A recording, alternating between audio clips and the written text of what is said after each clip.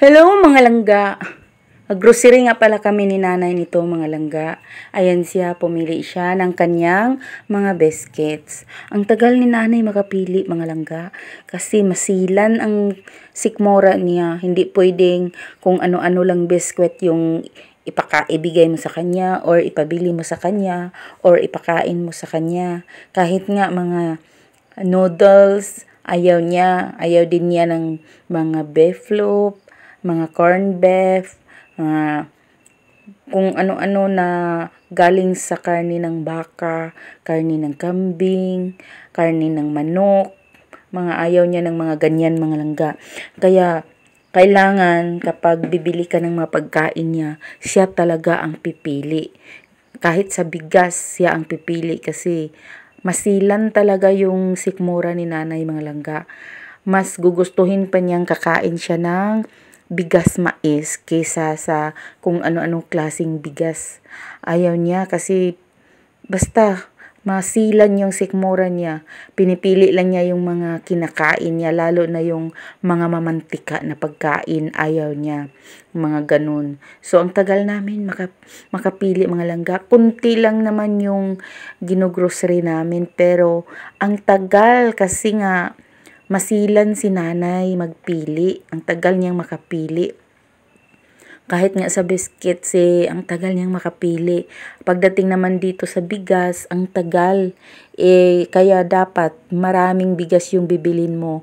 Kasi ano siya, mas ano siya, pumipili siya ng parang bigas na yung galing talaga sa walang chemicals, yung hindi export. Yun yung mga pinipili niya pagkain. Kahit sa biscuits, ayaw din niya ng kung ano-anong palaman. Basta kung yung biscuits na natikman lang niyang isang beses tapos ayaw na niya, huwag mo nang ipilit, huwag mo nang bilhin kasi ipamigay lang niya yun sa mga kapitbahay niya, sa mga bata. Ipamigay niya kung ayaw niya sa bibilhin mo. Kaya dapat siya talaga ang pipili mga langga. Yan ang ginagawa ko sa kanya mga langga. Mag-a-assess lang ako sa kanya tapos siya ang pipili. Kasi kung ikaw talaga ang pipili tapos ibigay mo lang sa kanya, pagdating sa bahay niya kung ayaw niyang kainin, ipamigay lang niya sa mga bata na makikita niya doon. Or yung mga kapitbahay, pamigay lang niya. Kaya siya talaga yung papiliin mo. Tulad nito, siya talagang pipili ng gusto ba niyang bilhin yan o ayaw ba niya. Sa sabon, sa powder. Talagang lahat mga langga. Kasi tumatanggap naman si nanay kung anong ibigay sa kanya. Yung binibili na tapos ibigay, dalhin sa bahay niya.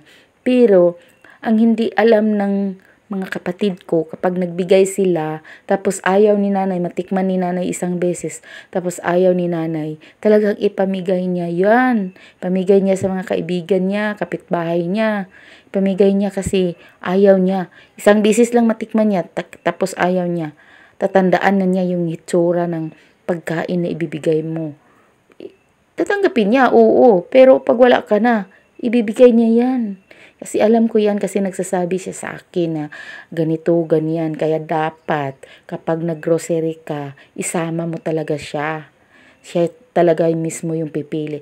Kaya ito, mas ginusto pa ni nanay na maraming bigas ang bibilhin kisa kung ano-ano. Kasi nga mahilig si nanay sa lagi lang gulay. Yung hindi niluluto sa mamantika. Kaya importante sa kanya maraming bigas kisa mga dilata, mga kung ano-anong mga pagkain na makikita sa grocery. Ayaw niya ng ganyan. Kahit nga sa coffee or gatas, masilan siya talaga. Kapag binibigyan mo siya ng coffee na kung ano-anong brand o ano-anong klase, yes, tinatanggap niya yan. Pero pag wala ka na, tapos tinimpla na niya isang beses, ayaw niya, ibibigay niya yan. Minsan, nagbibigay siya sa akin, tapos sinasabi niya sa akin, binibigay ko sa'yo yan, kunti lang kasi binigay ko na doon, kay ano. Mga ganyan si nanay, mga langga. Kaya, dapat talaga siya lang pipili sa mga kinakain niya. Sinasamahan ko lang siya dito sa grocery mga langga. Minsan, sinasamahan ko siya magbili dito, hindi ko na lang binablog. Ayaw ko naman, syempre, hindi naman lahat-lahat talaga na mga kilos mo, i-video mo or i-vlog mo. So, talagang minsan ko lang binablog talaga. Tapos ngayon, naisipan ko lang i-vlog. Tapos, ito nga, ang tagal, kahit sa mga sabon, sa mga Zonrox, yung mga panglinis sa kusina, mga pang sabon sa talagang siya lang pipili mga langga. Hindi pwedeng basta-basta nga lang. Yun ang nanay ko mga langga. Masilan talaga siya. Kasi gusto niya yung kung ano lang yung paborito niya, loyal siya doon. Doon yung hinahanap niya. Yun lang hinahanap niya talaga mga langga. Kaya ito ang tagal namin mag-grocery mga langga. Pero okay lang mga langga. Hindi naman kami nagmamadali sa oras. Kasi dito lang naman kami sa Gaisano Puerto. Isang sakayan na lang ng bao-bao. Hatid na doon sa bahay namin. So, kahit gabihin pa kami, okay lang. Kasi nga, dito lang naman kami sa Gaisano Puerto. Yan mga langga, ako ang tagatulak, kaya yan halos sahig na lang yung nakikita sa video. Kasi ako ang tagatulak, tapos nakahawak pa siya sa braso ko. Talagang iniipit ko na lang yung camera ko dito sa hawakan ng lagayan ng grocery. Natulak-tulak ko mga langga. Kasi nga, hindi naman pwedeng hindi mo siya sipitin talaga sa braso mo mga langga. Baka madulas siya sa sahig.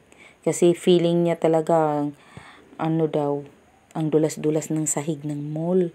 Takot siya, kaya pag nakatayo siya dyan, namimili siya, pwede mo siyang bitawan. Pero pag maglalakad mga langga, lalo na pag ganito, mahaba yung lakaran, talagang ipitin mo siya sa braso mo talaga mga langga. Hawakan mo siya or ipahawak mo siya sa braso mo. Ganyan si nanay mga langga. So, okay lang din naman. Ganyan. So, hanggang dito na lang yung ayan pa pala mga langga. Pinatayo ko si nanay dyan kasi pinamili ko siya ng gatas niya. Ang tagal mga langga.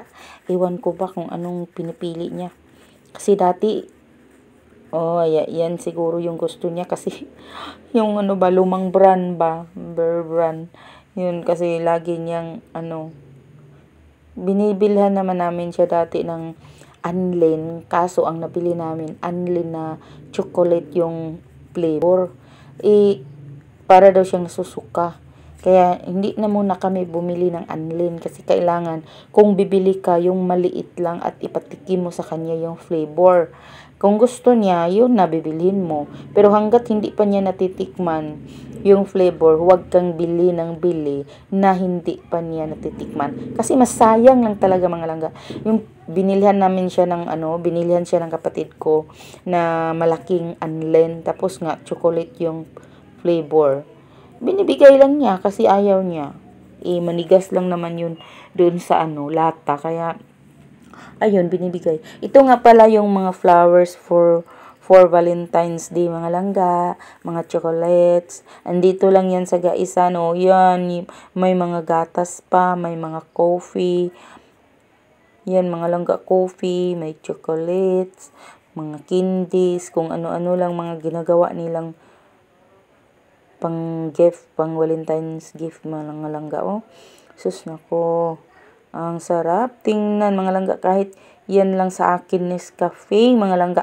Masaya na ako kahit Nescafe na lang mga langga. Yan kung ano-ano.